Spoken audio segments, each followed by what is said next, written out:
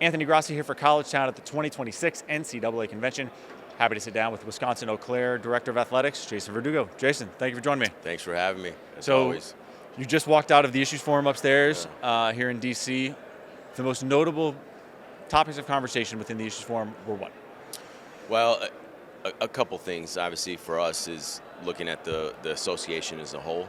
Trying to facilitate some discussion and get some feedback that essentially the President's Council will take a look at and own as we think about what our membership will look like going forward. Obviously, a number of legislative items. Corey Berg did a great job of going through them. So, some spirited discussion. Every time you sit up in the front, at least for me, the last couple of years, is getting the opportunity to sit there and then watching the interaction among our membership. So you hope it's not quiet. So it seems like everybody was engaged.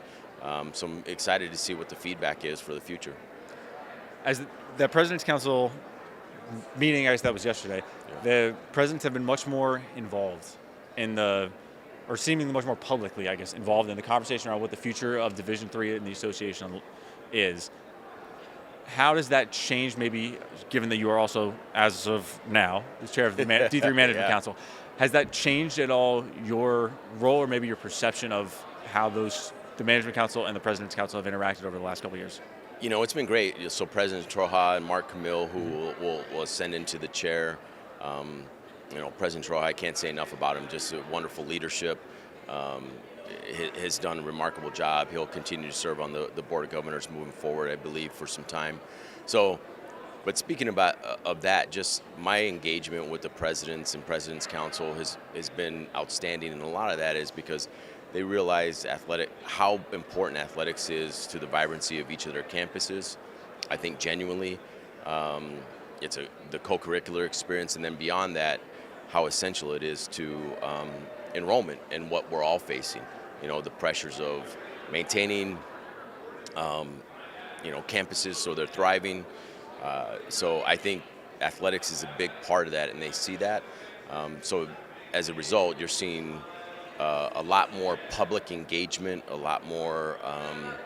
They knew it was important, but now I think, as to your point, it is a lot more public in that regard. And as a result, they want to see this continue, to move forward in a fashion that is equitable, fair, and again, that serves the entirety of the membership exceptionally well. How has that conversation continued amongst, the different maybe approaches that institutions have to athletics? And not that people not Division III athletics is doing something completely different, but more so you have certain institutions that have more resources than others, certain that are using it primarily as an enrollment driver, where some institutions, it's not that. So how does that kind of balance? Yeah, to be quite frank, I think it makes it really difficult because, again, to your point, is you have some institutions that undoubtedly that is going to allow them to be in existence. The fine balance of that, and then you got some that, from a competitive standpoint, unapologetically are going to say, hey, this is part of our identity, us winning or us having a thriving athletic department that continues to access postseason opportunities, whether it be in the conference or nationally. So again, every institution is vastly different. I will say this, though, I do get the sense that there's this strong consensus of whatever we have to do to try to continue to stay together in a way that we all can thrive. And I do get that sense more now than ever before. Has that consensus not always been there? Or I guess, and it may be that it's evolved as they've gotten more involved in athletics, more publicly involved in speaking about athletics. They've kind of coalesced around a specific narrative. Well, I'll just say this. The elephant in the room, we'll use the red shirt rule as a prime example of that.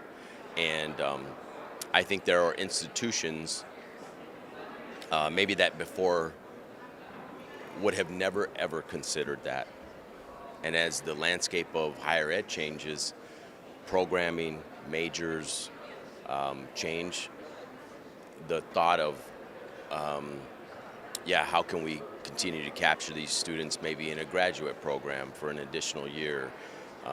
allow them to get some flexibility on the front end and not feel pressure and get grounded and not have to worry about the competition aspect. So I do think the discussions, at least from management council that we've had in the room and others anecdotally offline, were that. Now, as a result, I think a lot of institutions, and again, in speaking for us as well at Eau Claire, foundational, we don't want any of those things to change the identity of what we have in matriculating quality students, having them come in and graduate in 4 years and so on and so forth. So I do think, like I said, there's more of a consensus in terms of how can we stay together, continue to sustain our identity, and then move forward equitably.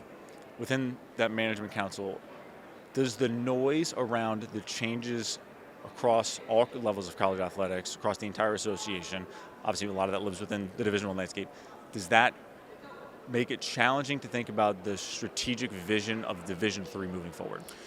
It does at times for me. I'll say this for me personally, because now having the ability to be the chair for multiple years, which is pretty unique in itself, and some of that was as President Ward had moved on. And so for me, that was looking at just to be realistic, the business and the finance aspect of it, the magnitude of lawsuits that Division I faces and some of those things that the association faces.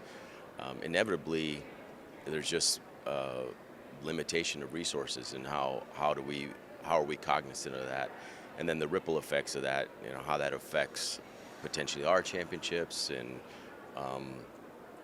our association, meaning just Division III. So yes, I think there's more so really people have taken the lens of constantly looking at the association as a whole, not just Division III, like things that we need to be aware of as just in case, if you will. So, is there a concern about maybe that broader landscape of what the future, what lies ahead, given those potential challenges, and how Division III is prepared to face those challenges head on? Yeah, I think the feedback based on today and the process going forward, hopefully we get some clarity as far as what that potentially could look like. You certainly want to have a plan B and a backup plan in terms of that. I have full confidence in Louise and her staff and the presidents that as we move forward, they'll forge a path forward for us. But again, speaking candidly, fingers crossed that our Division I colleagues and even Division II continue to deal with the onslaught of things that they face. Because again, our budgets are based on what happens at that level, candidly. So it's important that we continue to, send our well wishes, and hopefully things go well. I'll ask you this last management council related question before we shift back to Eau Claire. As you mentioned, you're rolling off the management council chair position. What has the value of being on a number of committees, this one being the most high profile of them, over your career, and what advice would you give to your successor as management council or future management council chairs to be successful in that role? Yeah, I will say this. I hope I serve the membership well. I'll just say it's been one of the most gratifying things of my career. I'm glad that people and colleagues and friends nudged me to pursue this in this manner. It has given me a tremendous amount of respect for all my colleagues that have served in the position prior, and all the work that goes into it, the countless hours, and so I'm grateful for that. Any advice that I could give to anybody that sits in that position, just embrace the responsibility that you have as the representative for the entirety of the membership, the 400 plus institutions, and what an honor that is. At the same time, with that comes great responsibility of trying to really press the room, and that was my goal as we went through items or talked candidly about our membership or the future was to really, engage with as many as possible and to draw out their opinions and voices and their experiences of not only their institution, but their conferences and their institutions of what they're dealing with just in higher ed. So I'm really proud of the work that I put in and we put in, and I'm grateful for the opportunity. I can't say that enough. As you shift back to the Blue Golds and you put on your Eau Claire hat, Yeah. how challenging is it? Because we may have talked about this previously. The continued success within the conference, where you have a number of institutions that have their sports that they ball at. Yeah. To put it respectfully, Yeah. and we're coming off of River Falls taking home the football championship as the latest example in the long line of WIAC schools having success. It is. Let me first say this. The camaraderie among our athletic directors and SWAs is something that I had never experienced. We're cordial. We root for each other. Our competitions among each other in the conference are fierce. However, and I've said this before, if somebody wins a big game outside of the conference or persists forward in the NCAA tournament, it's not uncommon to get a text from a colleague immediately. And so we're super happy for our colleagues that earn national championships this fall. We have a number of teams that my hope is that we continue to do that going forward. But it is extremely challenging because everybody has just quality people in place that continue to want to stay there for an extended period of time. And anytime you have continuity in coaching staffs that formulate their identity, is a little bit of a recipe to continue to have success. And so River Falls, I think the most remarkable portion of that, which has been noted, is the fact that they withstood so many years of quote unquote losing, 20 plus years and then 10 and what have you, and then to persist forward in a conference that is so strong. And I'm proud to say that of colleagues outside the conference, they said, that storyline was so good because it gives us hope in a lot of different ways that, hey, we can do that as well. So, so many great storylines in the conference and in particular in our conference this past fall in a number of sports. Does the success that a Stout has in basketball, a lacrosse has in track and field, River Falls aforementioned football, the success Oshkosh volleyball, we can go all the way down the line. Yeah, absolutely. Do the success that certain members have in certain sports, does that change how you think about what sport programs can be the most successful for the Blue Golds? For me in particular, I've said this before. If we have the sport, we want to compete in it. And some sports are going to be more regional. Being realistic about that, I'll use women's lacrosse as an example.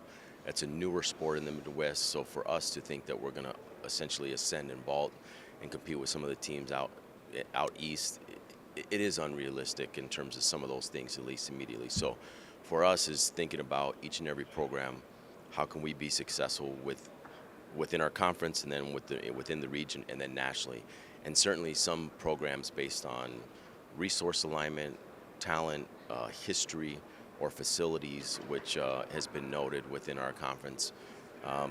We do have programs that have the opportunity to be on the national scale and continue to thrive and feed into those programs. And for the others, continue to follow in the footsteps of those that are leading the charge in that regard.